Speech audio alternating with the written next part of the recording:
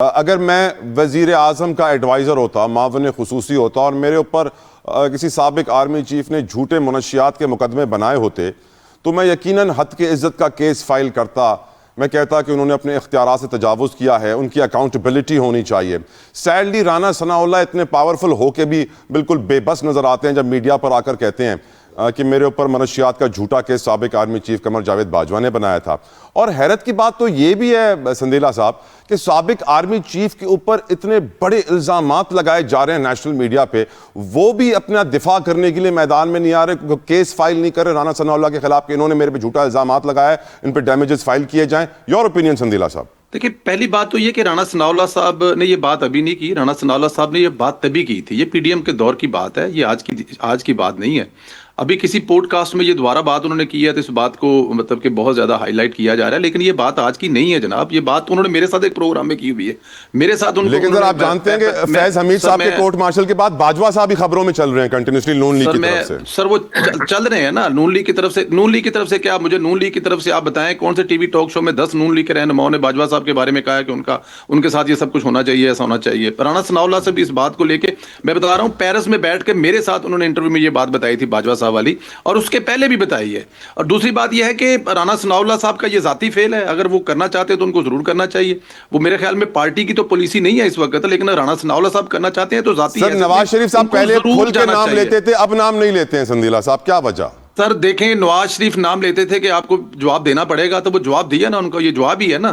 دیکھیں فیض حمید کا نام لیا کرتے تھے تو فیض حمید آج جواب دے رہا ہے نا سر، ایک ایک چیز کا جواب دے رہا ہے. 14 سال جو سزا ہوئی ہے اور آنے والے دنوں میں جن کے ساتھ مل کر اس وقت وہ تباہی مچائی گئی تھی وہ بھی ساتھ انوالو ہونے جا رہے ہیں. ساتھ میں وہ لکھا ہوا ہے نا کہ سیاسی عناصر کے ساتھ مل کر عدم استحکام ایک آخری لائن ہے، اس لائن میں وہاں پہ آگے جا کر وہ اس وقت کے جو مہاتما تھے وہ بھی ساتھ آنے جا رہے ہیں. لیکن ایک چیز پر آپ بڑی بات کرتے ہوتے ہیں اکثر، جو کرپشن کی بڑی کہانیاں جو ہیں وہ اکثر لی جاتی ہیں، لیکن ابھی یہ ٹرانسمیٹی کی ایک رپورٹ آئی ہے اس کا ذکر نہیں کیا آج اپنے پروگرام میں.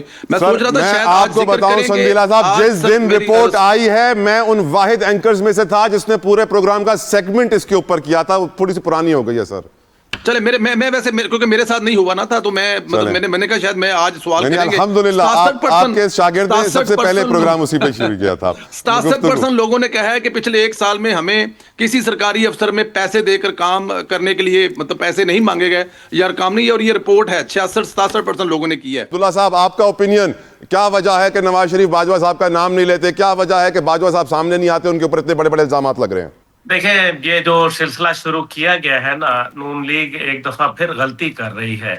پہلے نوٹیفیکیشن کے معاملے کے اندر اچھا تاثر نہیں رہا، یہ میں آپ کو بتا رہا ہوں. آپ سابق آرمی چیف کے حوالے سے جب کام کریں گے، میرا خیال ہے کہ the secret of success is to know when and where to stop and they must now stop. یہ جو خواجہ آصف کی تقاریر تھیں اسمبلی کے فلور کے اوپر، وہ کسی سے ڈھکی چھپی نہیں ہے. جو جنرل باجوہ کو میاں نواز شریف صاحب نے گجرانوالہ کے جلسے میں چارج شیٹ کیا تھا وہ بھی آپ کو یاد ہوگا.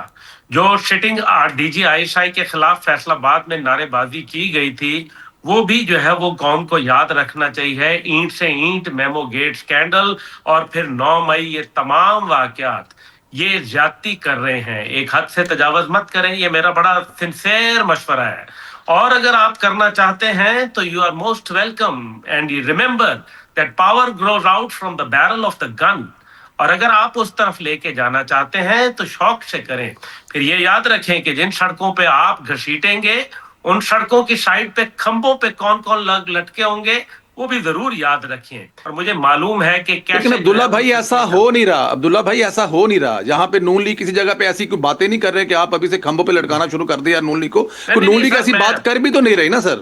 کوئی کسی جگہ پہ ہم نے یا نون لیگ طرف سے ایسی کوئی بات ہوئی ہے جو کھمبوں پہ لٹکانے کی باتیں دوبارہ شروع ہو گئی ہیں؟ دیکھیں اچھی بات ہے نا، نہیں کریں، بہت اچھی بات ہے جی. ہم تو چاہتے ہیں کہ ملک میں اسٹیبلٹی ہو اور اچھا کام ہو، ملک کے اندر ترقی ہو، تعمیر ہو.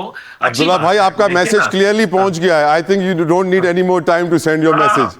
آپ کا میسج کلیئرلی چلا گیا. میں صرف اتنا ہی بولوں گا کہ ضرورت نہیں تھی اس میسج کی. ویسے دیکھیں نہیں، ضرورت ہے اس میسج کی، اور ضرورت آپ علی بخاری صاحب سے پوچھتے ہیں. علی بخاری صاحب اس میسج کی ضرورت تھی آپ کی نظر میں؟ دیکھیں طلحہ بھائی، ان کو تو ویسے میسنجنگ کی بھی ضرورت پڑتی رہتی ہے، ہر 2 سال بعد کبھی آپ ان کی تاریخ علی بھائی دیکھیں، علی بھائی ایک سیکنڈ، علی بھائی ایک لقمہ، علی بھائی ایک لقمہ، ہو سکتا ہے عبداللہ بھائی یہ میسج ان کو دے رہے ہوں جنہوں نے کل کوہاٹ جلسے میں تقریریں کی ہیں، بس یہ ایڈ کر دوں میں ذرا. دیکھیں میسج تو جس کو بھی جاتا ہے سب کو ہی پتا ہے کہاں سے آتا ہے کدھر جاتا ہے، لیکن اگر ہم 1980 کی تاریخ دیکھیں تو اس کے بعد ایک شخص ایسا گزرا ہے جس نے 85 میں کچھ کیا، 88 میں کچھ کیا، 90 میں کچھ کیا، 93 میں کچھ کیا، 97 میں کچھ کیا، پھر امیر المومنین بننے چلے گئے، پھر ان نے 2006 میں کچھ کیا، پھر 2013 میں یہاں پر ابھی عبداللہ بھائی نے میمو گیٹ کا ذکر کیا، 9 میں کا وہاں ڈان لیگ بھول گئے تھے، ڈان لیگز بھی آگئی بیچ میں، اور اس کے بعد چلتے چلتے تو ایک شخص ایسا ہے جو ریپیٹڈلی اس طرح کرتا ہے، جب بھی پاور کوریڈور میں آتے ہیں، جب بھی طاقت میں آتے ہیں تو 2-3 سال بعد وہ اپنے آپ کو امیر المومنین کے برابر لے جاتے ہیں. سو ان کا پھر انجام یہی ہوتا ہے. تو میرا خیال ہے عبداللہ بھائی نے ان کو تاریخ یاد کرائی ہے. ہم تو پولیٹیکل ورکر ہیں نا جی، پولیٹیکل ورکر پولیٹیکل گفتگو کرتا ہے، پولیٹیکل بندہ جو ہے وہ نیگوسیشن پولیٹیکل ٹیبل پہ کرتا ہے، عوام کی بات کرتا ہے، پاکستان کی بات کرتا ہے، عوام الناس کی بات کرتا ہے. تو ہم تو وہی بات کریں گے، نہ میسج لیں گے نہ میسج دیں گے. اگر میسج دیے ہوتے تو آج میرے پٹیشن کے اوپر جو جج فیصلہ کر رہا تھا وہ بیچارہ رگڑا نہ کھا رہا ہوتا، میں رگڑا نہ کھا رہا ہوتا، پرچے نہ بک رہے ہوتے. تو بات یہ ہے کہ ایک چیز تو طلحہ بھائی بڑی آنیسٹلی سے کہتا ہوں، پولیٹیکل ورکر ہوں. یہ میرے ساتھ بارسی صدیقہ صاحب بھی بیٹھے ہوئے نون کے ہیں، ان سے بھی پوچھ لیں، کم سے کم ڈگنیفائڈ طریقے سے سیاست کی ہے، کر رہے ہیں، ملک کے لیے کر رہے ہیں، ذات کے لیے نہیں کر رہے ہیں، کبھی بینیفیشری نہیں رہے، ہمیشہ نقصان میں ہی رہے، کبھی بھی نہیں رہے. بزرگوں نے بھی قید کاٹی، جیلیں ہی کاٹی، ٹھیک ہے، لیکن یہ ہے کہ ایک سٹانس ضرور کھڑا ہے کہ یار پاکستانی ہے، اسی ملک میں رہنا ہے، اسی ملک میں مرنا جینا ہے، اسی ملک کو آگے لے کے جانا ہے. اور آواز جو ہے وہ عوام کی ہوتی ہے، یاد رکھیے گا.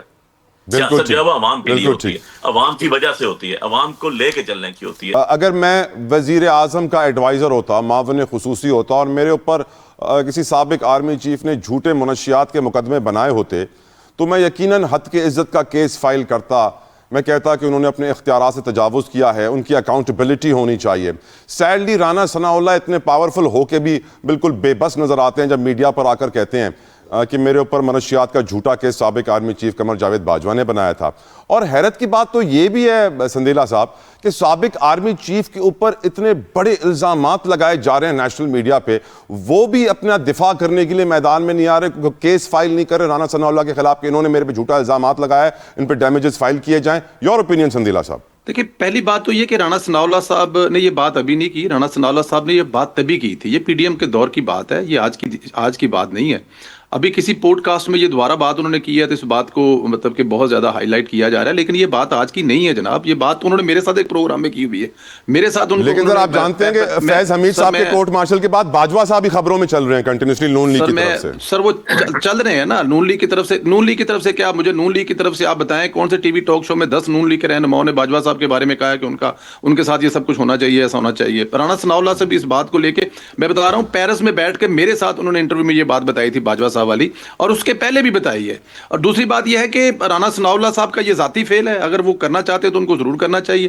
وہ میرے خیال میں پارٹی کی تو پالیسی نہیں ہے اس وقت، لیکن رانا ثناء اللہ صاحب کرنا چاہتے ہیں تو ذاتی. سر نواز شریف صاحب پہلے کھل کے نام لیتے تھے، اب نام نہیں لیتے ہیں سندیلا صاحب، کیا وجہ؟ سر دیکھیں نواز شریف نام لیتے تھے کہ آپ کو جواب دینا پڑے گا، تو وہ جواب دیا نا ان کو، یہ جواب ہی ہے نا. دیکھیں فیض حمید کا نام لیا کرتے تھے تو فیض حمید آج جواب دے رہا ہے نا سر، ایک ایک چیز کا جواب دے رہا ہے. 14 سال جو سزا ہوئی ہے اور آنے والے دنوں میں جن کے ساتھ مل کر اس وقت وہ تباہی مچائی گئی تھی وہ بھی ساتھ انوالو ہونے جا رہے ہیں. ساتھ میں وہ لکھا ہوا ہے نا کہ سیاسی عناصر کے ساتھ مل کر عدم استحکام، ایک آخری لائن ہے، اس لائن میں وہاں پہ آگے جا کر وہ اس وقت کے جو مہاتما تھے وہ بھی ساتھ آنے جا رہے ہیں. لیکن ایک چیز پر آپ بڑی بات کرتے ہوتے ہیں اکثر، جو کرپشن کی بڑی کہانیاں جو ہیں وہ اکثر لی جاتی ہیں، لیکن ابھی یہ ٹرانسمیٹ کی ایک رپورٹ آئی ہے اس کا ذکر نہیں کیا آج اپنے پروگرام میں.